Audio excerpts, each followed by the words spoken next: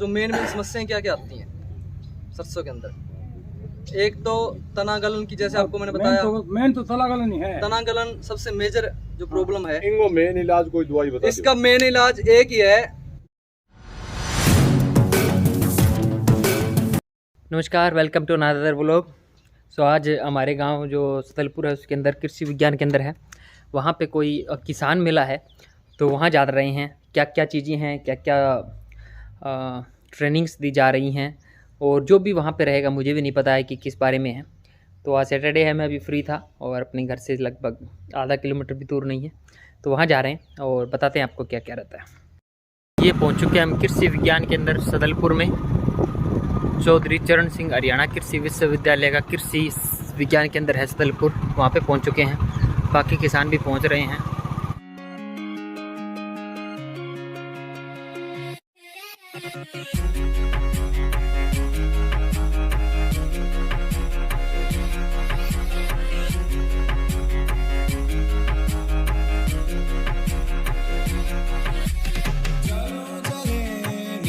है केवीके में पहुंचने पर, जैसा कि आप सभी लोग जानते हो कि जो हमारी खरीफ की फसल वो हार्वेस्टिंग स्टेज पे आ चुकी है, और आगे हमने रबी की फसल जो अपने सर्दियों में बुआई करते हैं उसका टाइम आ गया है। उन फसलों में सबसे जो अपने इस एरिया की जो मुख्य फसल सरसों की है, और इसके साथ साथ हम वीट, जिसे अपन गेहूं बोलते हैं, और चना, ये मेन 3 फसल है इस एरिया की। ये फसलें उगाते हैं अपन इस एरिया में, और सरसों इस एरिया में मैक्सिमम एरिया में उगाई जाती है। और सरसों के बारे में क्या क्या जो मुख्य चीज़ें अपने को ध्यान रखनी है सरसों की बिजाई के समय, वो आपके साथ मैं साझा करने जा रहा हूँ। थोड़ा सा मैं अपने बारे में बता रहा हूँ। मोस्टली लोग जानते हैं बहुत सारे, क्योंकि कई गाँव में हमारी विजिट होती रहती है। मैं डॉक्टर कुलदीप सिंह फसल विज्ञान विभाग से हूँ, यहाँ साइंटिस्ट के पद पर कार्यरत हूँ। इससे पहले सरसों की किस्म के बारे में बात करते हैं अपन। मैंने काफ़ी सारे किसानों से डिस्कस की, वो तो अलग अलग वैरायटी ग्रो कर रहे हैं। कुछ पुरानी वैरायटी RS30 बहुत पुरानी वैरायटी हो रखी है, वो लगा रहे हैं। इसके साथ साथ हमारी यूनिवर्सिटी ने कुछ नई लेटेस्ट वैरायटी रिकमेंड की हैं, जैसे RS725 बहुत बढ़िया वैरायटी है सरसों की, और इसकी जो उत्पादन है 10 से 10.5 क्विंटल पर एकड़ देती है, और ये 136 से 143 दिन में पक जाती है। बहुत बढ़िया किस्म है। और भी हमारी किस्म है, ये जो किस्म है 725 है, ये किस्म मेनली जो हमारे ब्रानी एरिया है ना, उनके लिए बहुत अच्छी वैरायटी है। और इसकी खास बात क्या है, जो अब जो समय चल रहा है टाइमली सोइंग, समय से बिजाई के लिए ये 725 की जो किस्म है वो बहुत बढ़िया किस्म है। इसके बाद कुछ और वैरायटी आई हुई हमारी, जैसे कि 761, वो भी बहुत बढ़िया वैरायटी है। एक 749 वैरायटी है। ये जो वैरायटी है मेनली उन एरिया में है जहाँ पर पानी सही है, पानी की अवेलेबिलिटी है, और मिट्टी थोड़ी ठीक है, मतलब ब्रांडी के लिए नहीं है थोड़ी सी। और इसकी बिजाई में क्या क्या मेन चीज़ों का ध्यान रखना चाहिए। सबसे पहला काम है, जब हम खेत तैयार करते हैं उसके अंदर खाद, बीज, ये चीज़ें पहले देखते हैं कि हाँ हमारे पास इनपुट अवेलेबल है या नहीं है। इसके अंदर सबसे पहले बीज लेके आओ। पहले तो सर्टिफाइड बीज लेके आओ, कहीं ऐसे लोकल दुकान सीड ना लो, ठीक है। और इसके लिए सबसे इम्पोर्टेंट है बीज का उपचार। बीज उपचार बहुत ज़रूरी है। बीज उपचार के लिए एक दवाई है कार्बाडेंजियम आती है, जो बेबिस्टिन के नाम से आती है। 2 ग्राम प्रति एकड़ प्रति किलो बीज के हिसाब से सीड ट्रीटमेंट करो उसका। और उसके बाद, क्योंकि बीज से फैलने वाली बहुत सारी बीमारियां, जैसे तना गलन आज के जो इस एरिया में बहुत एक मेजर समस्या है, ये बीज से ही मतलब पैदा होती है। अगर आप बीज उपचार करोगे, आपकी बहुत सारी जो बीमारियां हैं सरसों की आपके मतलब कंट्रोल में आ जाएंगी, ठीक है। उसके बाद आता है एक यूनिवर्सिटी से अपने अवेलेबल है एजोटोबैक्टर प्लस SPSP, इसका मिक्सचर होता है, उसके साथ सीड ट्रीटमेंट करो। क्योंकि जो PSP होता है, जो अपनी मिट्टी के अंदर फास्फोरस पड़ा है ना, जो अपने एक तरह का वेस्ट फॉर्म में है, अनअवेलेबल फॉर्म में है, उसको अवेलेबल फॉर्म में कन्वर्ट करता है। और उसके बाद ये 2 ट्रीटमेंट बहुत ज़रूरी है सरसों की फसल के लिए। और फिर आती है खाद बीज की, खाद कैसे डालनी है, क्योंकि कोई भी फसल है, जैसे अपना पहले कपास के बारे में बता रहे हैं, कपास के लिए खाद जितना जरूरी, जैसे हमारे लिए मतलब खान पान जरूरी है, ऐसे ही फसल के लिए बहुत ज़रूरी है। खाद के अंदर हमारे जो बरानी एरिया हैं उनके लिए बिजाई के समय 35 kilo urea, 1 bag SSP single super phosphate, जिसके अंदर 15% सल्फर होता है। और सल्फर सिंगल सुपर फॉस्फेट इसलिए डालते हैं क्योंकि इसके अंदर जो सल्फर होता है ना, जितनी भी अपनी दालों वाली तेल वाली फसलें हैं ना, ऑयल सीड क्रॉप्स हैं जितनी भी, उनके खातर जो सल्फर है बहुत ज़्यादा इंपॉर्टेंट है। ठीक है, इसीलिए DAP ना डाल के SSP की रिकमेंडेशन देते हैं कि SSP डालो। जिन खेतों में आपके जिंक की डेफिशिएंसी है वहाँ पर 10 kg जिंक सल्फेट रिकमेंडेड है, जिंक सल्फेट डालो। और रही बात, ये वैसे नॉर्मल एरिया अपना बरानी का एरिया है, यहाँ थोड़ा पानी की अवेलेबिलिटी है, ज़मीन अच्छी है, जो किसान ऐसी बेल्ट से आए हैं जिनकी ज़मीन बढ़िया है, उनके लिए क्या है, वो SSP के 1.5 बैग यूरिया 70 किलो डालनी है उनको, और 10 किलो जिंक सल्फेट डालनी है। पर यूरिया का क्या करना है, पहली डोज तो यूरिया की 35 किलो तो बिजाई के समय डाल दो, और दूसरी यूरिया की डोज है जब आप पहला पानी लगाते हो ना तब डालनी है। उसके बाद आगे इसकी बिजाई कैसे करनी है। बिजाई के अंदर मैं बहुत सारा कई बार विजिट करते हैं, किसानों को देखते हैं हम, तो एक तो सीड रेट है ना, बीज का जो कितना बीज डालना है वो आपके पूरा मतलब पता होना चाहिए आपको। अगर मान लो मेनली अपना जो बरानी एरिया है, नमी के अकॉर्डिंग वही खेत में कितनी नमी है उसके अनुसार 2 किलो के आसपास बीज रिकमेंडेड। अगर नमी कम है थोड़ा सा बीज फालतू डाल दो, जैसे 2 किलो के आसपास में, वैसे तो 1.25 किलो में काम चल जाता है, बहुत सारे किसान चला रहे हैं काम अपना, कई तो बोलते हैं 7 मतलब 1 किलो में चला रहे हैं काम। 600 ग्राम वो पाइनियर का है, वो अलग है, 500 ग्राम 700 ग्राम उसमें काम चला रहे हैं बहुत सारे बढ़िया। हाँ। और बीज का उपचार बता दिया आपको मैंने, खाद बीज के बारे में बता दिया। अब तीसरी चीज आती है, जब आप बिजाई करते हो ना, जो कतार से कतार का बीज का फासला है वो 30 सेंटीमीटर का होना चाहिए, 30 सेंटीमीटर। और पौधा से पौधा की जो दूरी है ना 12 से 15 सेंटीमीटर होनी चाहिए, क्योंकि जो फासला है वो तो हम डिसाइड कर लेते हैं स्टार्टिंग में, क्योंकि जब हम वो उसकी बुआई करते हैं ना मशीन से, वो 30 सेंटीमीटर एडजस्ट हो जाएगा। और उसके बाद जो जब फसल 3-4 हफ्ते की हो जाती है, 3 हफ्ते का अराउंड, तो उसके अंदर आप थिनिंग करते हैं, पौधे निकाल देते हैं, ताकि जो पौधे से पौधे का जो फासला है ना 10 से 12 सेंटीमीटर, 10 से 15 सेंटीमीटर हो। क्योंकि क्या है कि वही सीधा सा एग्जाम्पल है, एक मान लो कोई चीज़ है खाने वाली, उस एक को 10 बंदे खा रहे हैं, ठीक है, उन 10 बंदों को थोड़ी थोड़ी चीज़ आएगी, उनकी ग्रोथ नहीं होगी। ऐसा ही फसल के साथ है, अगर मान लो एक जगह कई सारे पौधे हैं ना, तो उसके एक दूसरे के न्यूट्रिएंट खींचेंगे, वो पौधा एक कोई अच्छे से ग्रो नहीं कर पाएगा। मतलब जितनी उसके जेनेटिक पोटेंशियल है, जितना उनकी वो जो क्षमता है ना, वो क्षमता के अकॉर्डिंग ग्रो नहीं कर पाएगा। इसलिए 2 किलो बताओ मैं तो डॉक्टर साहब मैं पढ़ सका ही कौन बात अगर पॉसिबल है ना, पॉसिबल है तो करो। क्योंकि क्या है, जो सरसों का पौधा है ना उसमें बहुत सारी क्षमता होती है, क्योंकि उसकी ब्रांचेज होती हैं, ठीक है, वो फलियां से ऐसे खिंच जाती हैं, तो बहुत बड़े ग्रो कर जाता है। उसके बाद आती है इसके अंदर जो कुछ मेजर जो मेन समस्याएं क्या क्या आती हैं सरसों के अंदर। एक तो तना गलन की, जैसे आपको मैंने बताया, मेन तो तना गलन ही है। तना गलन सबसे मेजर जो प्रॉब्लम है। इनको मेन इलाज कोई दवाई बता इसका मेन इलाज एक ही है, बीज उपचार। पहला काम है बीज उपचार, बविस्टीन के साथ 2 ग्राम प्रति किलो के हिसाब से ना, प्रति किलो सीड के हिसाब से बविस्टीन का, ठीक है। अगर किसी खेत में पहले से तना गलन आ रखा है, पिछले सालों मानो तना गलन, तो कोशिश करो कि उस खेत में सुनो, उस खेत में सरसों ना उगा के गेहूं उगा दो। अगर आप नहीं उगा रहे गेहूं, मेरी बात सुन लो पहले, अगर नहीं उगा रहे तो 2 स्प्रे होती हैं, 2 स्प्रे इसकी कार्बाडेंजियम की होती है 0.1% के हिसाब से, 2 स्प्रे कर दो। पहली स्प्रे करो 40 से 45 दिन के बाद करो, दूसरी स्प्रे करो 60 से 65 दिन के बाद 2 स्प्रे कर दो, तो आपका तना गलन की समस्या काफ़ी हद तक ठीक हो जाएगी।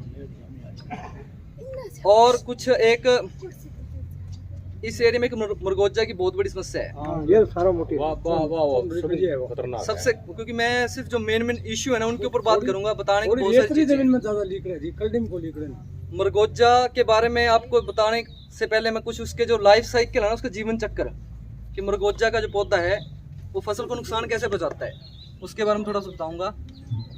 क्या होता है, जैसे हम सरसों की बिजाई करी, बिजाई करने के 5 से 7 दिन के बाद जैसे सरसों का जो पौधा खेत में जम जाएगा ना, उसका जर्मिनेशन हो जाएगा, तो पौधों के जड़ों से कुछ ऐसा केमिकल रिलीज होता है जो कि पौधों के जड़ों के आसपास पड़ा जो मरगोजे का सीड है उसकी जो डोरमेंसी को तोड़ देता है, और उससे क्या होता है, उसको मरगोजे के सीड के जर्मिनेशन के लिए एक फेवरेबल एनवायरनमेंट, एक ऐसा माहौल क्रिएट कर देता है, वो जाम जाता है। मतलब वो केमिकल बहुत तगड़ा रिस्पॉन्सिबल उसके लिए।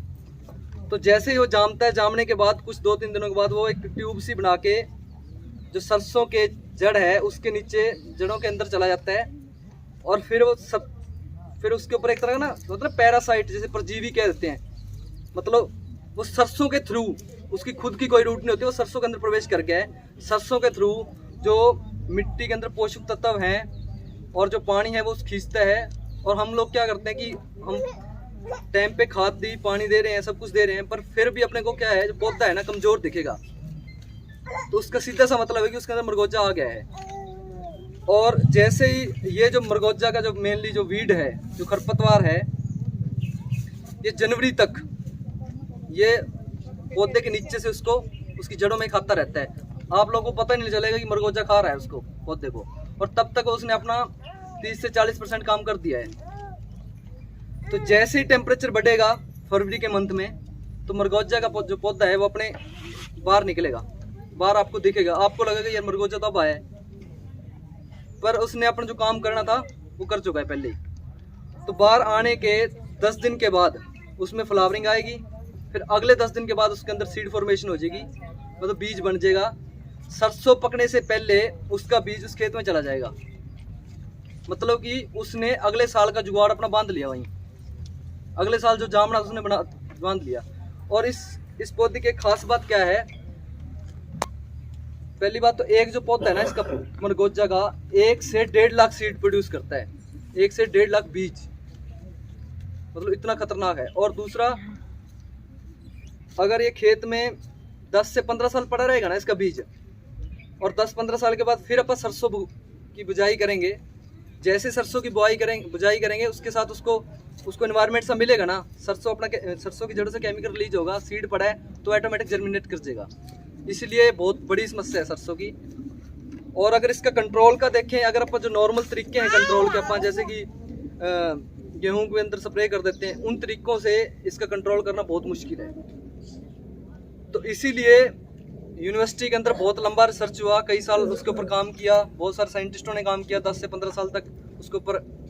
तो उस टाइम कुछ चीज़ें निकल के आई कि कौन सा केमिकल स्प्रे करें, अलग अलग केमिकल टेस्ट किए। तो उसके अंदर सबसे जो इम्पोर्टेंट रिकमेंडेशन आई, जो हमने फार्मर्स फील्ड पे चेक भी किया, बहुत सारे फार्मर्स ने देखा कि इस दवाई से अच्छा कंट्रोल हो रहा है, वो है ग्लाइफोसेट, राउंडअप के नाम से आती है।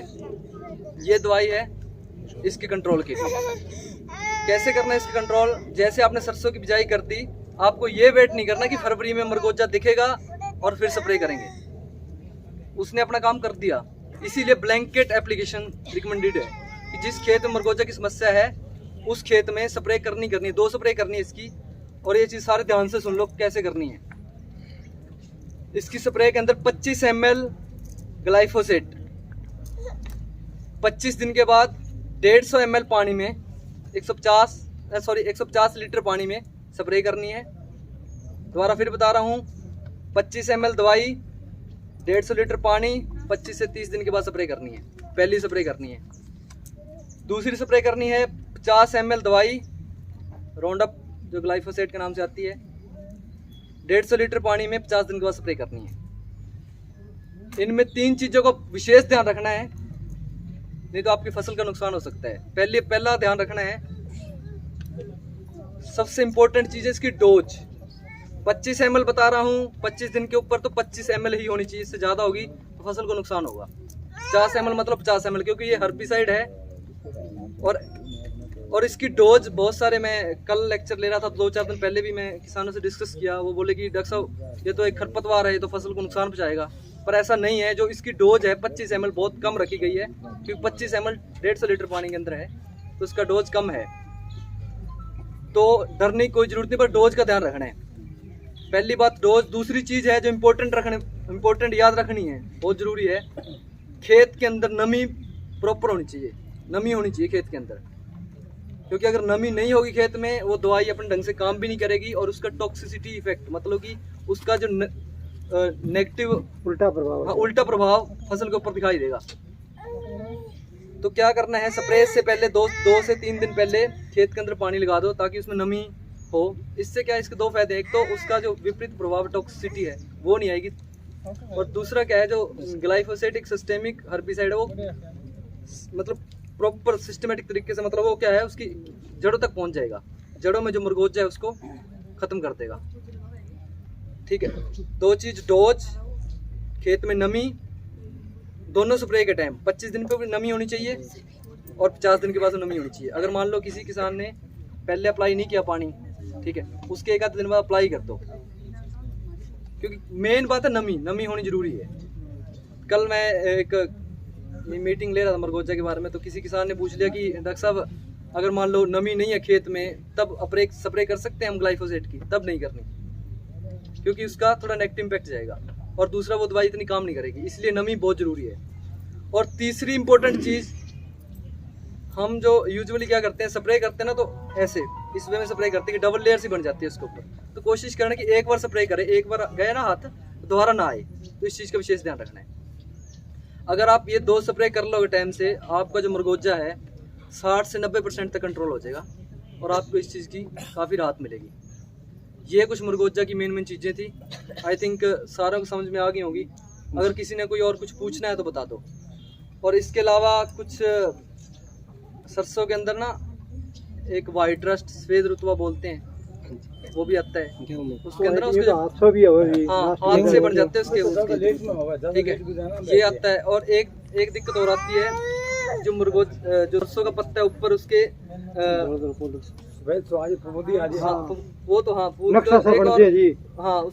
लीफ स्पॉट से बन जाते हैं, वो आती है। तो ये 2-3 बीमारी हैं, उन खातर अगर वो बीमारियां आ रही है ना, तो खेत के अंदर आप मैनकोजेब आती है, वो स्प्रे करो, M45 के नाम से आती है, उससे आपका जो उसकी अगर मान लो सिम्टम्स आ रहे हैं, दिख रही है, तो उसके 2 से 3 स्प्रे कर दो, तो काफ़ी हद तक आपकी चीज़ें कंट्रोल में हो जाए। तो ये कुछ मुख्य बातें सरसों के बारे में। तो अभी जो किसान पहुंचे हैं उनमें से लकी ड्रॉ निकलेगा, और उसमें जेई और सरसों का बीज उनको फ्री में दिया जाएगा, ताकि किसान उनकी बुआई कर सके। सरसों का बीज आज मिलेगा, जिनकी पर्ची निकलेगी उनको बुधवार को 11 बजे। सरसों का बीज बुधवार 11 बजे मिलेगा।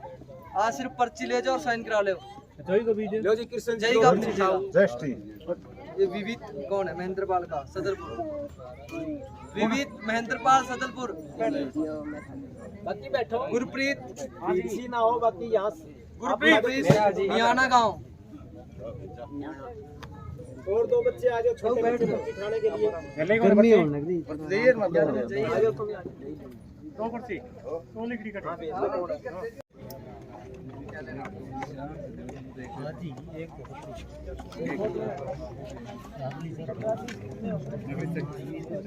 सुरेंद्र वालूराम। तो अभी आप देख रहे हैं जेई का जो बीज है, वो जिसका लकी ड्रॉ में नाम आया तो उनको आज ही बांट दिए गए, और सरसों का बीज है जिनका लकी ड्रॉ में नाम आया उनको बुधवार को दिया जाएगा, क्योंकि आज जो बीज था वो उपलब्ध था नहीं। और उसके अलावा डॉक्टर साहब आए हुए थे जिन्होंने रेजारे की जानकारी दी, और बाकी डॉक्टर साहब भी थे जिन्होंने और भी चीज़ों की थोड़ी जानकारी दी थी, लेकिन तकनीकी कारणों की वजह से वो वीडियो में शूट नहीं कर पाया। देखो, मेरो काम हो किसानों ने जानकारी पहुँचानो वो पहुँचा दियो, अब थारो काम है वीडियो शेयर करनो, चैनल ने सब्सक्राइब करनो, बहुत ही कर दो। धन्यवाद।